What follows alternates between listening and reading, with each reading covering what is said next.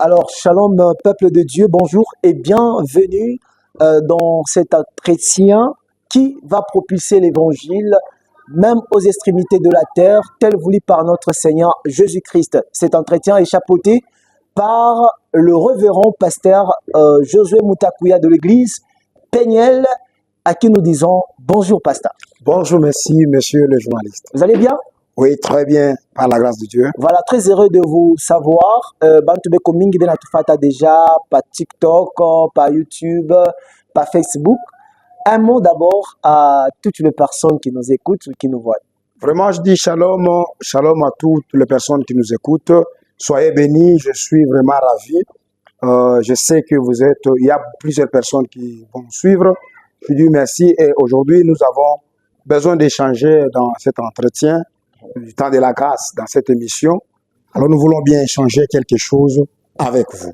Voilà, le temps de la grâce, c'est la connotation, bien sûr, de cette émission. Et aujourd'hui, pasteur, nous allons parler d'un thème qui fait couler de l'eau et de l'encre, la malédiction.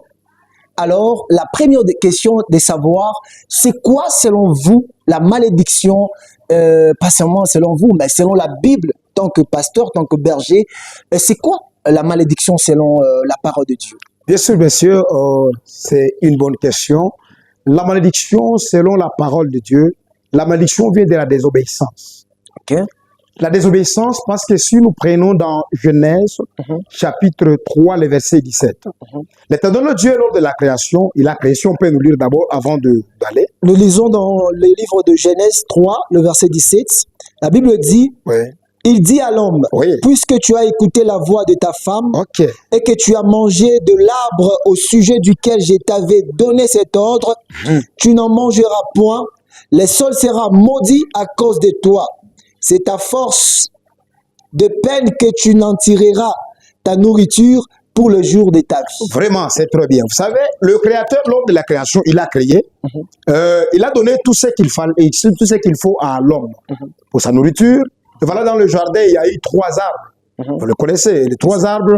Nous avons l'arbre de vie, nous avons aussi l'arbre de la connaissance Du bien et du mal, et nous avons aussi l'arbre qui devrait servir la nourriture pour l'homme. Ok. Alors, quand Dieu a créé, regardons l'homme, au lieu que abakie a fait instruction et mais comme Dieu parlait avec l'homme, à l'exception de la femme.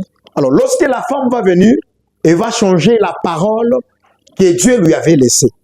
Okay. Alors, du fait qu'il a fait ça directement, il a désobéi à la parole de Dieu. Et c'est la raison pour laquelle Dieu est venu dire, puisque tu as écouté à ta femme et que tu as désobéi, directement, le sol sera maudit. Or, le sol était pour que l'homme puisse posséder cette terre que Dieu lui a donnée. Maintenant, cette terre-là ne devrait pas encore lui donner de bonnes choses. Et c'est parce que la terre était maudite. Et quand la terre était maudite, l'homme a commencé la souffrance. C'est-à-dire, par là déjà, il est en train de vivre cette malédiction, car c'est une désobéissance à la parole de Dieu. Et donc, vous voulez dire que la malédiction vient de la désobéissance. Quand on désobéit à la parole de Dieu, instinctivement, on est maudit. Bien sûr. Est-ce que Dieu n'a pas piégé l'homme? Non, Dieu n'a pas piégé l'homme parce que lors de la création, Dieu a tout planifié. Et regardons d'abord l'amour de Dieu envers l'homme. Lorsque Dieu a créé, l'homme était créé, c'était le cadet, selon moi je peux dire, c'est le cadet de toute la création. Yeah. Et après avoir tout créé, regardons ce qui va arriver. Il va donner à l'homme de dominer, de régner. Et si vous lisez dans Genèse, chapitre 1, le verset 28, regardons ce que dit la parole de Dieu. Genèse chapitre 1, verset 28. Nous lisons la parole de Dieu. Ok. Dieu les bénit. Dieu les bénit. Et Dieu leur dit, Il leur dit, soyez féconds, soyez féconds, multipliez-vous, multipliez-vous, remplissez la terre ok, et l'assujettissez, et l'assujettissez, et dominez sur le poisson de la mer, ok, sur les oiseaux du ciel et sur tout animal qui meut sur la terre. Est-ce que, monsieur le journaliste, Dieu peut piéger quelqu'un en lui donnant à dominer toutes choses? C'est-à-dire, je vois l'amour de Dieu envers l'homme. Il l'a aimé, mais l'homme, à cause de la désobéissance, c'est la raison pour laquelle il a perdu sa place. Parce qu'il a désobéi à la voix de Dieu. Ce que le Seigneur voulait, ce n'est pas ce que l'homme a fait. L'homme est allé loin. Il a désobéi la voix de Dieu. C'est la raison pour laquelle la malédiction est arrivée. Est-ce que cette réponse peut nous dire d'où vient la malédiction? Donc la malédiction vient de Dieu? La malédiction, oui, C'est l'auteur. Dieu qui a créé ça. La malédiction vient de la désobéissance Ok. parce que Dieu a mis, toute chose a mis une loi. Ok. Et lorsque nous brisons la loi, directement, tunaingia mulana. Alors, pasteur, Oui. nani ule atezi kuya maudit? Mtu mwanaweza kuwa maudit, c'est juste mtu mwenye afikiri kufanya volonté ya Mungu. Mwenye asifikiri kufanya kile kenye Mungu anamlomba. Parce que Mungu kuna benye anasema na mtu naye anapasha kufata kwa bile ule mwenye alimuumba, bile benye aliprepare kwake.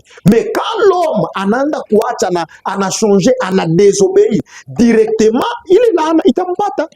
La personne sera maudite.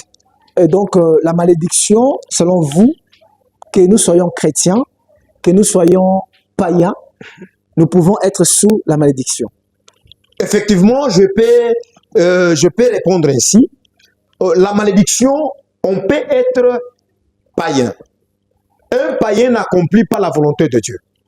Ok. Oh, la Bible dit ceci. La Bible est en train de nous dire quelque chose de très important. Mon peuple est détruit parce qu'il lui manque la connaissance. Mais cette connaissance et ces versets-là ne se limitent pas par là. Il dit, parce que tu as rejeté la connaissance, je te rejetterai aussi et j'oublierai le fils de tes entrailles. Là, c'est dans Osée, chapitre 4, verset 6. J'oublierai les enfants de tes entrailles.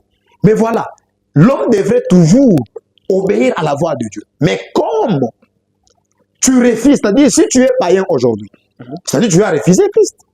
Directement, tu es sous la Tu malédiction. es sous la malédiction parce que cette malédiction va te frapper. Mais il y a des chrétiens aussi qui sont sous la malédiction aujourd'hui. Bien sûr, il y a les chrétiens qui sont sous la malédiction parce que la malédiction, c'est comme par la définition que je dis, que c'est la désobéissance. Tu peux être chrétien, mais tu n'es pas obéissant à la parole de Dieu. Tu seras frappé toujours par la malédiction.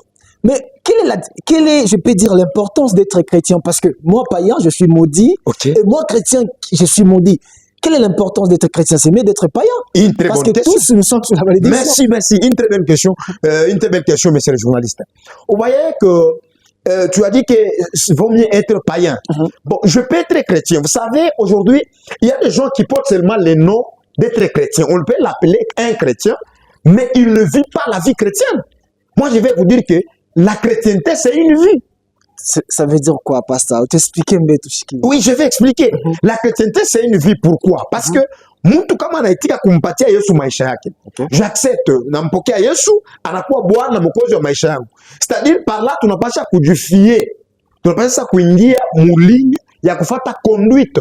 Et qu'est-ce que dit l'apôtre Paul? Soyez mes imitateurs comme je le suis dans le Seigneur, Jésus-Christ. Alors, comment tu peux entrer dans la vie chrétienne, mais tu ne veux pas suivre le pas, le marche de celui qui t'a appelé? Si tu as cru en Jésus, c'est-à-dire, tu dois marcher aussi conformément. Mais une fois, si tu ne marches pas selon la parole, tu seras frappé par la malédiction parce que tu ne seras pas dans l'obéissance. Tu seras désobéissant. Et cette désobéissance t'entraîne dans la malédiction. Alors, selon votre expérience, pasteur Josué, comment quelqu'un a été à paniquer sous la malédiction? Peut-être, et l'enfant a bien toi chidjoui, et que mon marche moi va chidjoui, mais comment est-ce que c'est maudit? Merci. On peut prendre d'abord Deutéronome chapitre 11, le verset 26. Deutéronome 11, 26. 11, 26. La Bible dit ceci, Ok. 26e verset.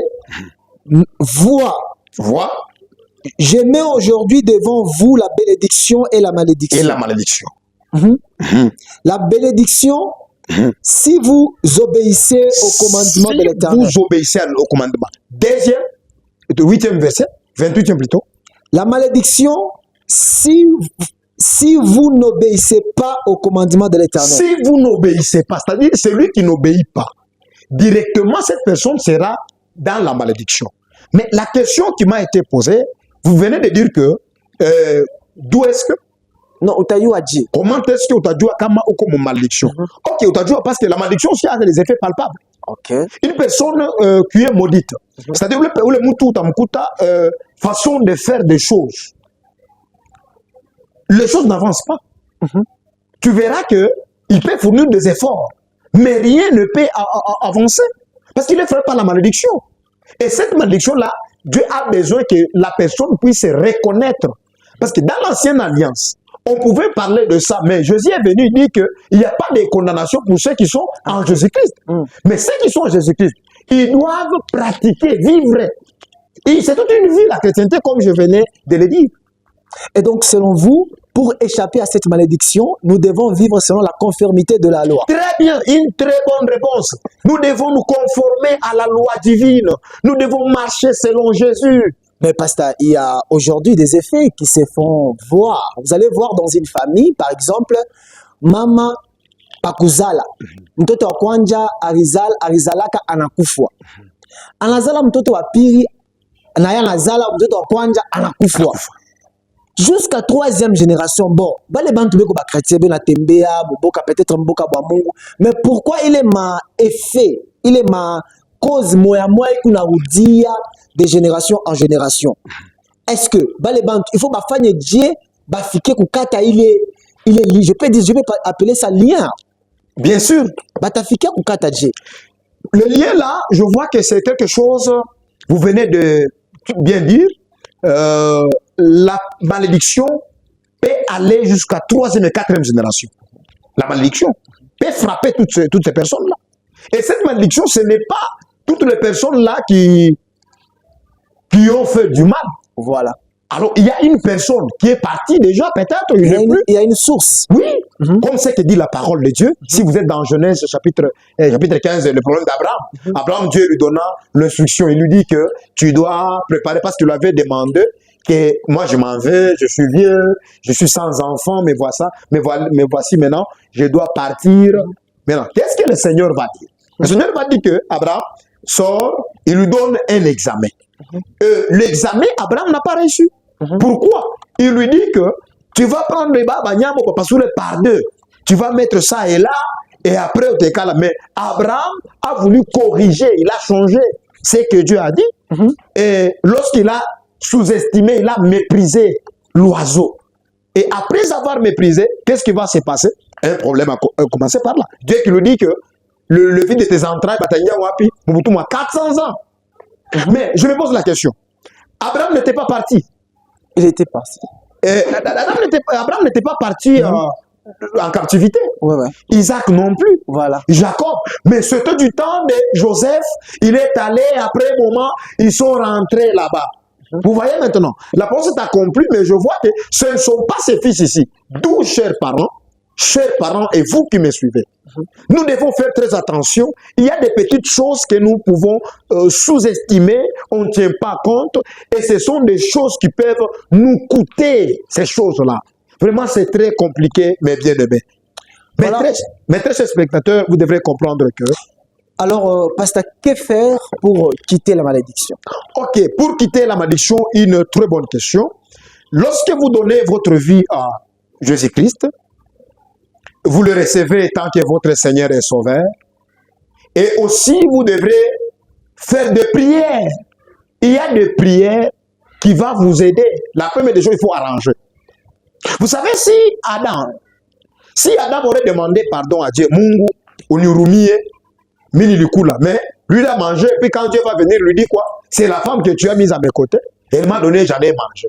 Oh, quand l'homme pêche, il est argumenté. Là, c'est la nature adamique.